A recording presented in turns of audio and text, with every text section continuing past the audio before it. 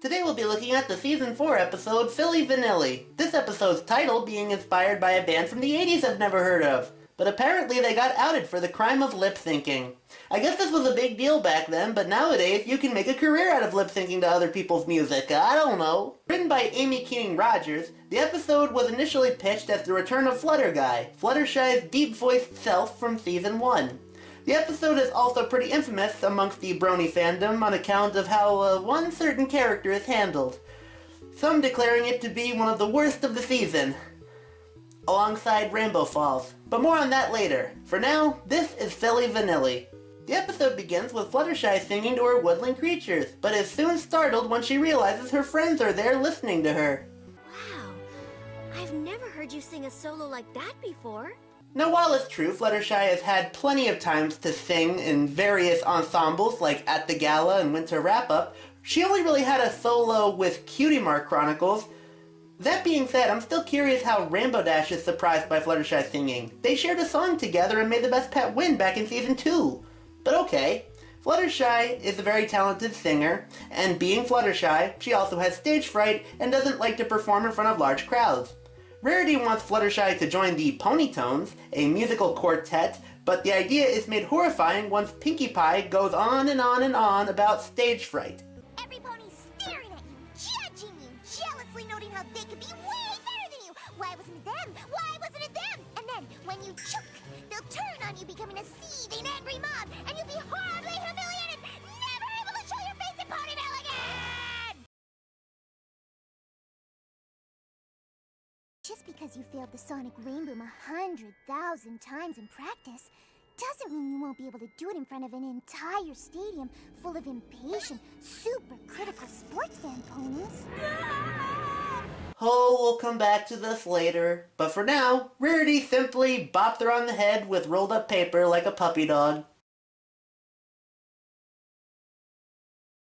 Surprisingly, Fluttershy stands up for herself and declines Rarity's wishes for her to join the quartet, on account of her admitted stage fright, which Pinkie thinks is some kind of disease. Otherwise, the group respects Fluttershy's wishes and don't pressure her anymore. Good to see that Rarity is respecting Fluttershy's boundaries. Major character growth from the jealousy that we saw back in Season 1 with Green Isn't Your Color. Later, we see the Pony Tones, consisting of Rarity, Big Mac, and 2 background ponies practicing for an upcoming benefit. But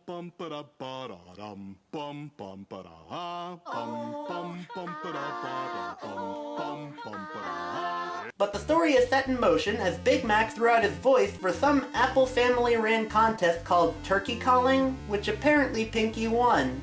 Since the group can't call quits or else the fundraiser that they're performing for will go under, it seems the only remedy is to get Big Mac to lip sync. But who has a voice as deep as his? Well, with some help from Zecora, they bring back Flutterguy's deep bluesy voice. Although it's not the same voice actor as last time apparently. I just don't think I could sing in front of You must! For the animals! Oh. Okay then. Mix it up. So we get one of the songs in the episode, and it is very well sung. Gotta give it that. It's so good that a pony wants them to perform for his daughter's upcoming birthday. And Fluttershy, finally getting to live out the dream of singing while behind a curtain, agrees to do it. After doing well at the party, it seems the Pony Tones are becoming the next big thing and are getting gigs left and right. And despite Big Mac's voice being healed and Fluttershy still being hidden, she really gets into performing, even if it is just behind a curtain. With one final performance for Fluttershy, she gets a little too into the song they're singing, the curtain ends up falling on the other ponies, and now every pony knows that it was her, bringing on her stage fright and causing her to flee, despite nothing but applause from the audience. Turkey call? Yep. Treasure voice? Yep. Zecora remedy? Yep. Not quick enough? Nope. Needed a deep voice? Yep. Poison joke? Yep. Flutter guy? Yep. Better now? Yep. And that shy filly was living her dream in the shadows because she couldn't bring herself to come into the spotlight? Yep. Fluttershy goes home and gets a shower and her voice is back to normal, as her friends try to cheer her up and tell her that she's done an amazing job. But then... Pinkie Pie ruins it by making things worse. Singing in front of every pony! And you know, I don't think any pony was jealous, because there certainly wasn't an angry mob, but it must have been horrible standing there on stage, all eyes glued directly on you. It's like you were living your own personal worst nightmare! It was. Though, no offense, you kind of sounded like a dude. Oh man, this part of the episode, the thing that brings it down for so many people. And the thing is, Pinkie easily could have been written out of this entire episode. It could have just been Fluttershy's inner insecurities, which we've already seen manifested in the episode. Two things make this whole part really disheartening. One, ever since season 1, it seemed Pinkie always tried to take Fluttershy's feelings into consideration, with episodes like Griffin the Brush Off.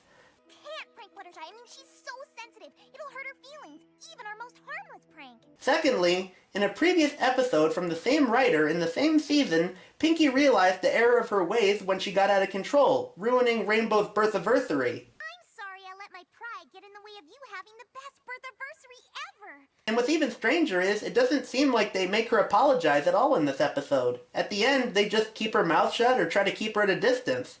Yeah, not cool, Pinkie. Not cool.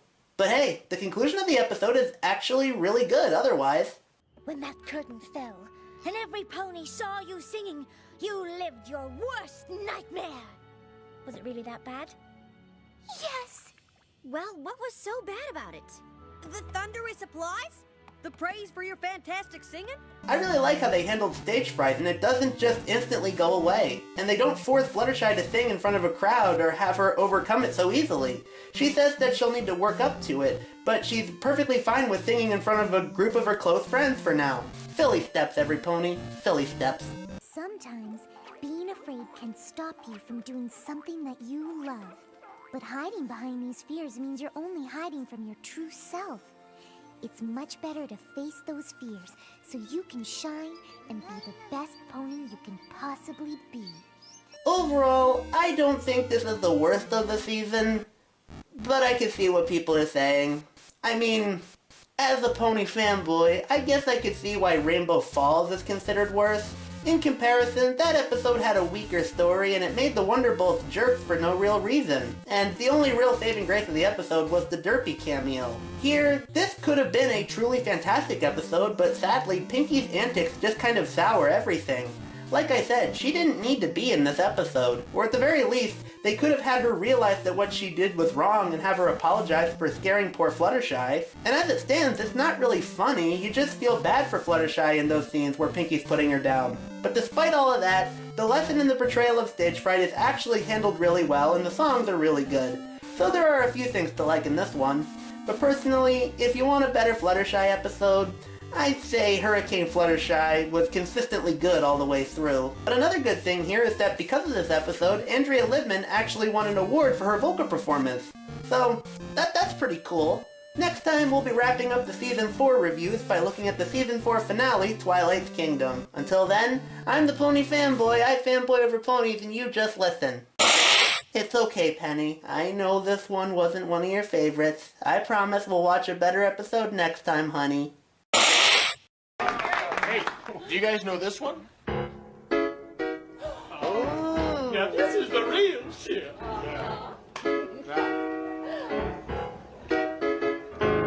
Shake your ass. Watch yourself. Shake your ass. Show me what you're working with. There's music in the treetops.